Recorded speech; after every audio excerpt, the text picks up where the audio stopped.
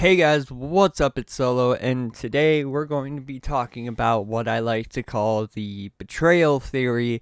Now, before we start the video, I am going to go over the fact that Destiny 2 on Twitter has been going nuts due to the leak of the new season name and the activities and story names, and like I said, I won't be covering any of that.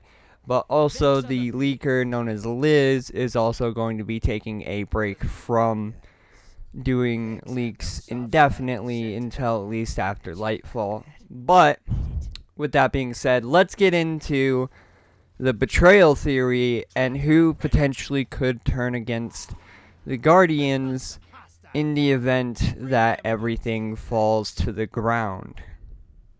Now, as it stands currently, we actually only have 4 suspects of who could actually betray the last city when it comes to everything just going haywire. We have, of course, Bray, Eris Mourn, the Drifter, and finally, Zavala that could potentially turn against us. Now, let's head into the reasons why this is.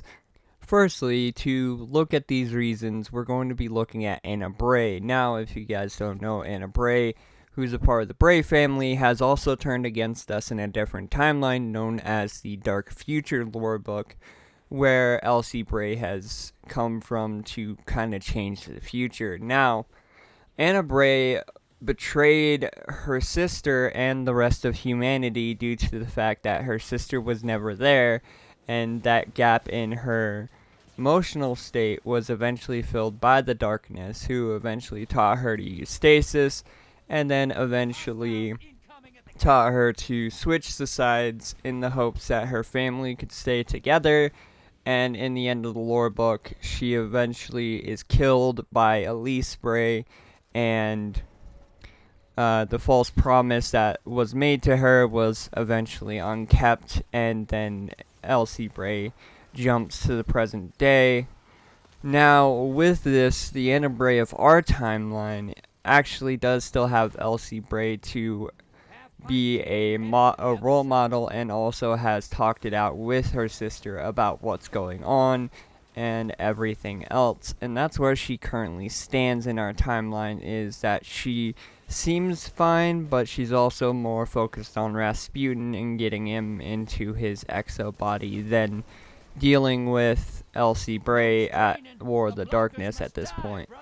Up next, we have Eris Mourn. Now, Eris Mourn is the easiest of the examples of people who will betray us at some point for the littlest reasons, due to either them getting corrupted by the darkness early on or having a ulterior motive. Now, with Eris Mourn in the darkness timeline, she turns against us after finding Stasis on the moon, and then Stasis corrupting her to join the Witness and becoming a lieutenant, as we see in the final assault in the lore book for that Dark Future. Now, as far as we know, people still believe that Eris Mourn could turn against us if she continues to harp on her own grief, due to the fact that people feel like this will eventually push her to flip sides in turn for accepting her demons, which people were hoping that she would do during the season of the Haunted, but is yet to be done. And in the Sparrow you get for the season, she seems to accept the fact that without her grief that she would go insane. Next, we have the Drifter, one of my favorite characters. He has always been one to be on the side that he knows is going to survive, and finding any way possible to survive as he sees fit. We've seen him do this with the Taken and the Moats for Gambit, alongside the hunters that have been hunting him down because of him being a Dredgen, and him switching sides to survive and thrive under the Vanguard. Now, as far as we know, he could immediately turn to the darkness just for the chance of survival. In the dark timeline, we see him frantically try to get himself into an exo before eventually getting killed by the darkness because he decided not to turn sides, whereas in this timeline I feel like he would turn sides just so then he could have a chance at quote-unquote salvation.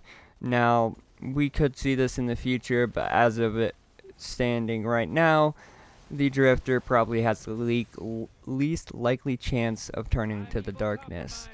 And finally, we had the most recent shown grief, which is Zavala. Now, Zavala has faced a lot of hardship, including losing the tower once already, seeing his son Hakim getting killed to the House of Devils, and then eventually seeing the Traveler giving the light to someone he deems as an enemy of the Traveler and the Last City, and then eventually in Season of the Haunted trying to face his own fears, including his long-past wife, after they reappear to haunt him about the fact that his son died trying to be like him.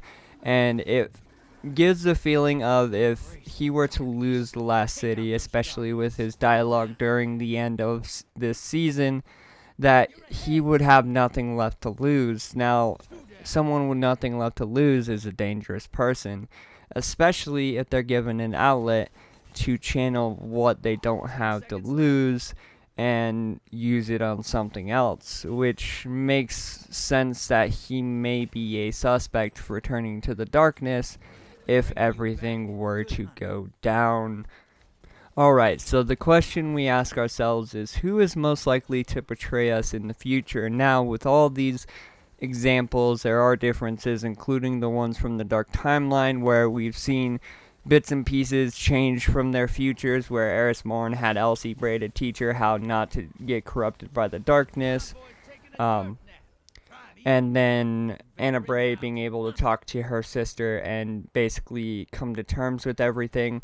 Although we may see these people turn in the future, my final guess for this theory is going to be that Zavala will be the one to turn on us, and the reason why is if the Last City were to fall in an expansion like Lightfall, I feel like Zavala would have nothing left, and the darkness would reach out to him and he would answer, eventually spanning into what would be known as the teacher versus the student fight, like we've seen with, like, say, Anakin Skywalker versus Obi-Wan Kenobi, where Zavala would be the main boss for something like a strike or a raid in the future. But I definitely feel like he would be a surprise to see turn, but not super unlikely, just given the details of a bunch of things that have been revealed, including his grief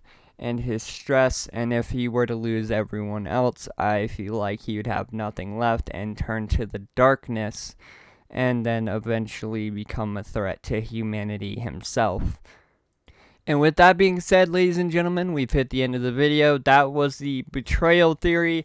And I know this one's a little bit shorter, not as much prep time as some of the other ones that I've done, but yeah, it was fun to make this again, especially after taking a little bit of a break.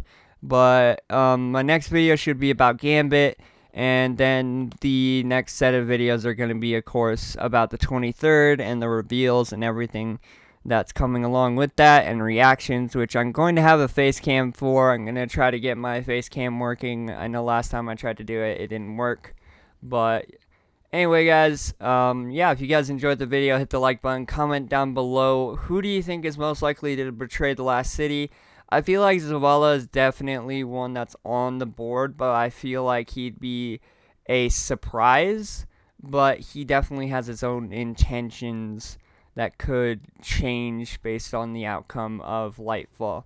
But anyway, guys, don't forget to subscribe, turn on post notifications so you never miss a video, and I will see you guys in the next one. Bye-bye.